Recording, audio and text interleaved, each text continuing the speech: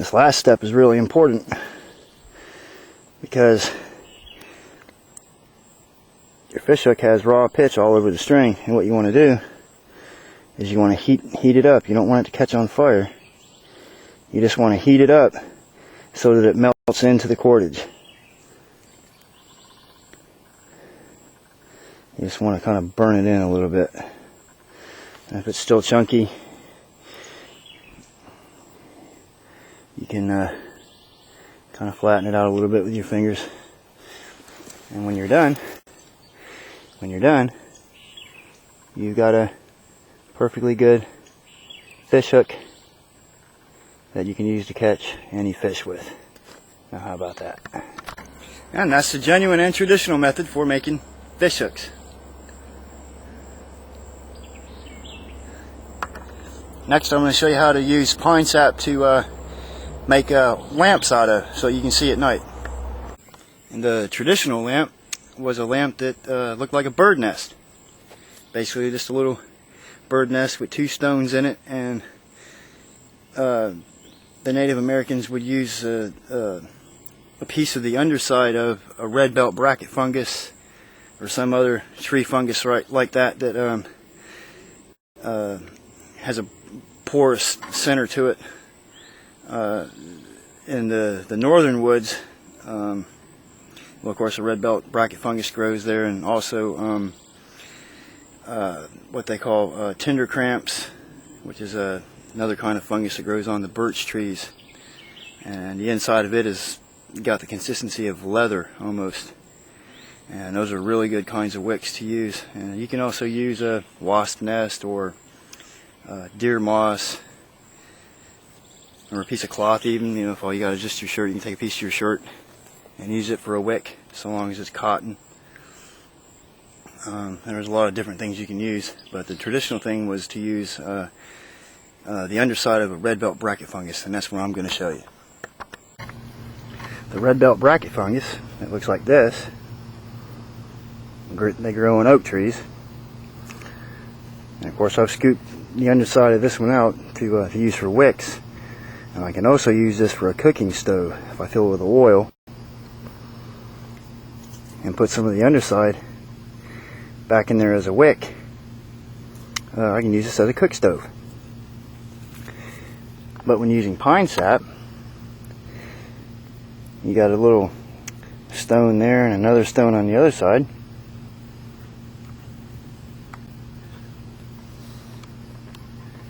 For the bird nest, and you put a little piece of wick in there, and you would pour melted pine pitch into it.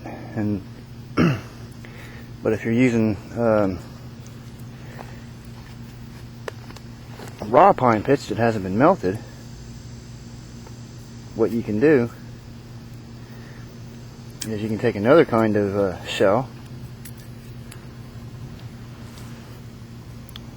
like this right here,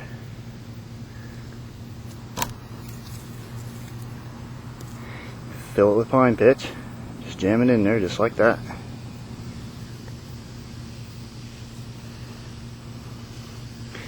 And you can take a wick, put raw pine pitch on it, just like that. Just put some raw pitch on it, stick it down inside the shell, and of course you want to prop it up on something where it doesn't just sit right on the ground.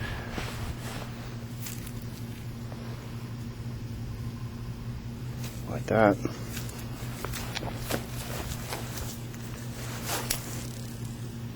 Of course I'm going to use a cigarette lighter to make things go a little bit easier. And you just light it on fire like that, and the wick will continue burning until all the pine pitch is gone.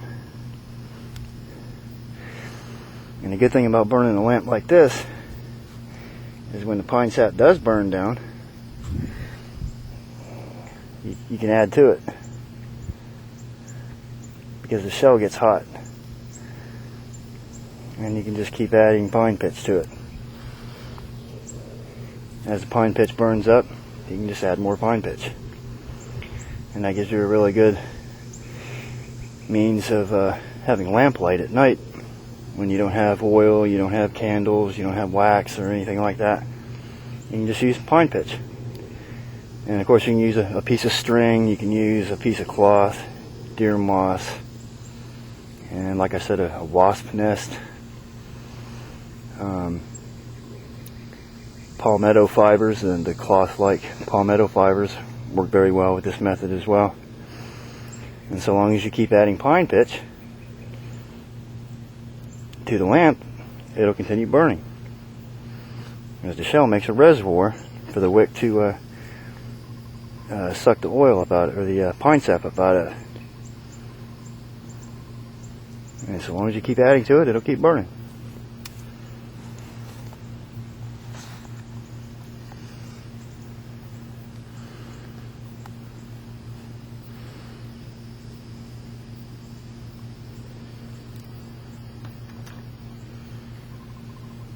Yep, that's pretty neat.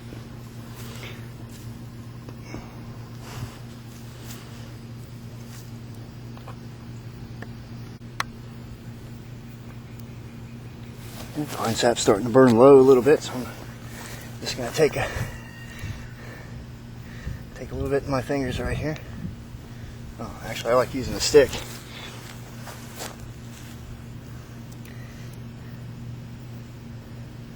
Set it under near the lamp.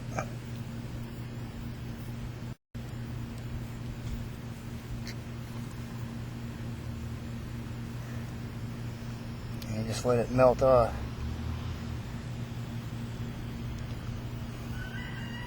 And it wants to flow right down into the reservoir. And when it flows down into the reservoir, the lamp just keeps burning. And you can maintain it for hours like that, as long as you keep adding to it as needed. Of course, a tiny shell like that, you'll have to add to it every couple minutes. But if you had a big one, well, the big one will burn for a lot longer. And also, you can use pine fat wood to make mini torches out of.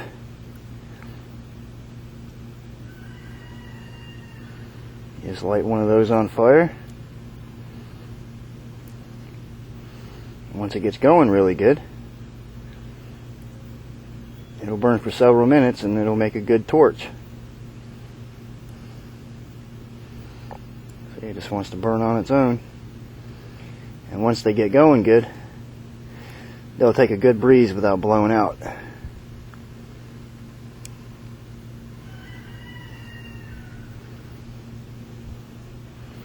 If you have a handful of them, if you have a handful of these, you'll have torchlight for several hours.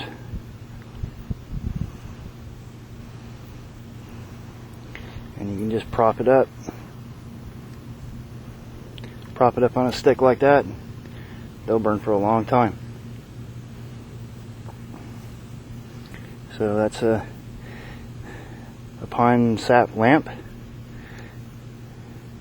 and a pine sap torch.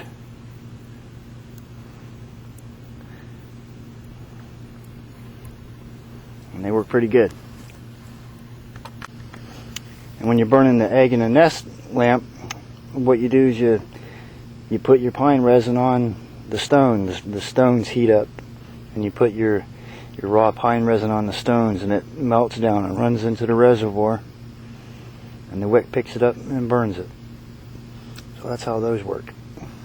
If you put your pine sap right on the burning wick, you'll probably put it out. You don't want to do that. So what you do is you put your pine resin on the heated rock, on the hot rock, and when it melts, it runs down into the reservoir, and that's all you got to do. And of course, you can have melted pine resin and pour it in there, and that's another method of doing it. But that takes more than one lamp. So, and however you choose to do it. But pine resin makes an excellent fuel and an excellent material to make tools out of. Next, I'm going to show you the various mixtures of pine resin and other components for doing things like making waterproof sealants, making fish sinkers,